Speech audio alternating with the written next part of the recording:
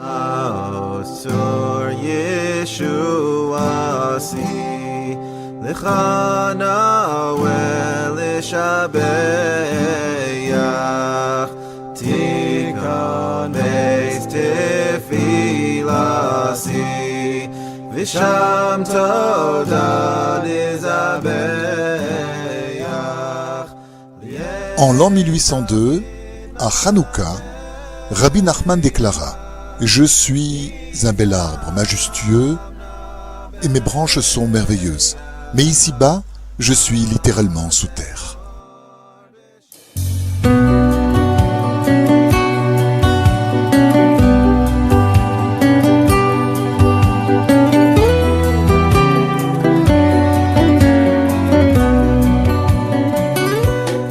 Après 3 semaines passées à Breslev, Rabbi Nathan de Nemirov commença à être imprégné de l'esprit de Rabbi Nachman.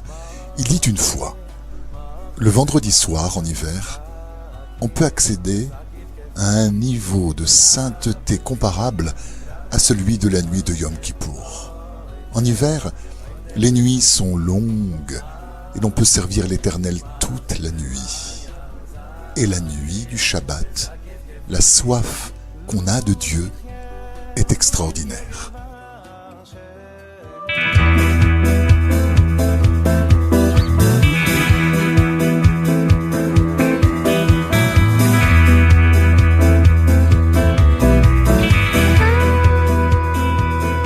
C'est au cours de ces longues nuits d'hiver que Rabbi Nathan apprenait plus de son maître que tous ses autres disciples. Rabbeinu révélait des enseignements redoutables le vendredi soir. Et les disciples ressentaient un éveil vers Dieu, mais ensuite ils allaient se coucher. Quant à Rabbi Nathan, son ardeur à se rapprocher de Dieu l'entraînait sur les collines le long de la rivière Bug.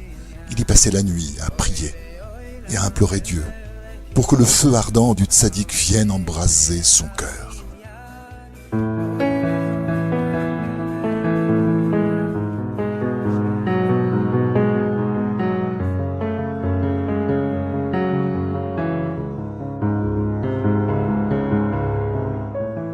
C'est ainsi que, le Shabbat matin, il récitait sa prière et particulièrement le passage de Nishmat Kol Chai qu'il disait avec une ferveur intense. Ce sont ces dévotions qui le firent accéder à de très hauts sommets.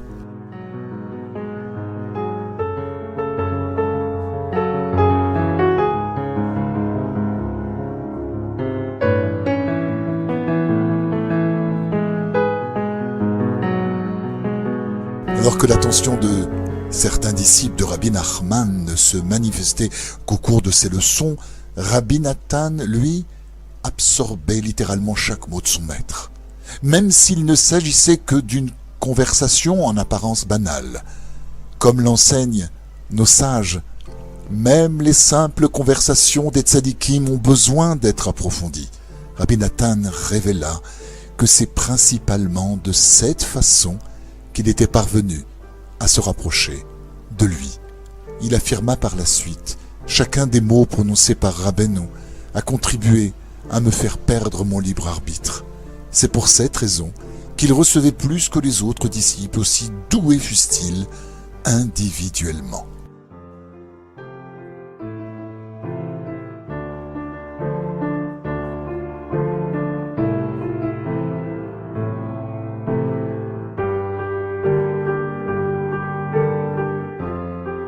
Ceux-ci reconnaissaient, certes, leur maître en Rabbi Nachman, mais ils n'abandonnaient pas leurs idées personnelles. Rabbi Nathan, lui, s'ouvrait à Rabbeinu sans réserve aucune. Il dépendait entièrement de lui, à l'image de la lune qui dépend totalement du soleil pour refléter sa lumière. Rabbeinu déclara une fois à Rabbi Nathan: « Je t'ai pris dans mon sac. Attachez-le fort afin que je ne puisse m'échapper, » répondit-il.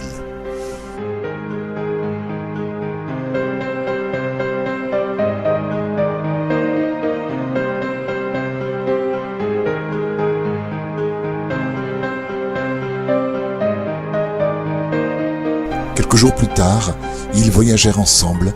La veille, Rabbi Nachman avait parlé de Torah pendant de longues heures. En route, il dit à Rabbi Nathan: « Nous avons bien étalé notre marchandise hier, et Dieu merci, elle est excellente. Ce serait merveilleux si l'on pouvait avoir dans ce magasin un vendeur de choix qui pourrait ranger tous ces articles, ces tissus, avec ordre et goût. Pliant et mettant chaque dose en place, il présenterait comme les vendeurs professionnels l'extrémité vers l'extérieur, afin que le client puisse les découvrir dès son entrée au magasin. Ainsi, le vendeur pourrait retrouver immédiatement ce que désire le client et mettre en évidence la qualité supérieure de la marchandise.